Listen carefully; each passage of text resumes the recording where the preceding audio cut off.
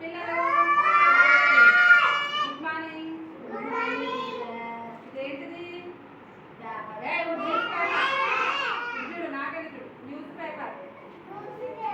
ఇదేంటిది? News paper. దీంతో మనం ఒక బొమ్మ చేద్దాం. ఇది 4 పలకలు పడింది కదా, ఇట్లా 4 పలకలు పడింది. దీన్ని ఏం చేయాలి? మధ్యకి తీసుకోవాలి. ఇట్లా మధ్యకి మడవాలి. మడిచిన తర్వాత మళ్ళీ మధ్యకి మడవాలి. ఇట్లా